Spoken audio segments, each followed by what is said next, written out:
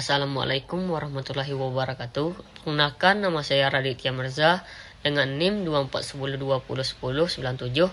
Di video ini, saya ingin berbagi sedikit tentang cerita motivasi belajar saya. Buat saya pribadi, perjalanan kuliah itu bukan cuma tentang nilai atau ijazah, tapi tentang proses menemukan jati diri, tentang belajar bagaimana berpikir, menghadapi tantangan, dan tumbuh jadi versi diri yang lebih baik. Kadang prosesnya nggak selalu mulus, tapi justru dari situ saya belajar kalau motivasi itu bukan sesuatu yang kita tunggu datang, tapi sesuatu yang kita ciptakan sendiri. Menurut saya, motivasi belajar itu penting, karena tanpa itu, semua yang kita lakukan akan terasa berat.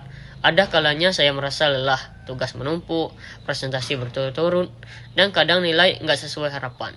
Tapi saya sadar, yang bikin kita tetap bertahan itu bukan sekedar kemampuan, melainkan niat dan semangat.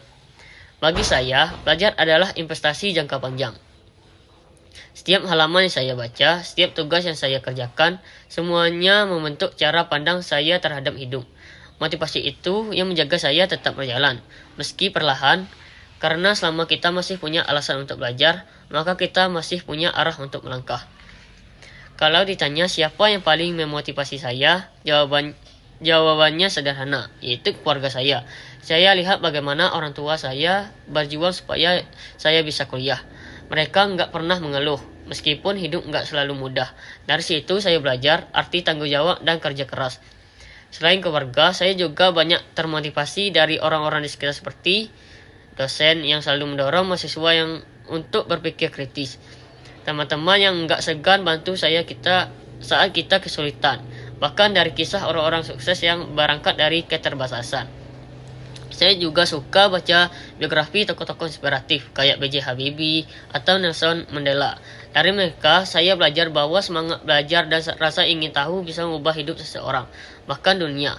Jadi setiap kali saya merasa lelah, saya selalu ingat alasan kenapa saya mulai. Karena saya ingin suatu hari nanti, ilmu yang saya pelajari bisa bermanfaat buat banyak orang. Jujur, mempertahankan motivasi itu nggak gampang. Ada hari-hari di mana semangat turun banget. Kalau saya pribadi, ada beberapa hal yang bantu. Pertama, saya suka bikin list kecil setiap minggu buat menekankan diri, tapi saya tahu kalau saya tetap bergerak sekecil apapun langkahnya. Kedua, saya belajar buat menghargai proses, bukan hanya hasil. Dulu saya sering stres kalau nilai nggak sesuai ekspektasi.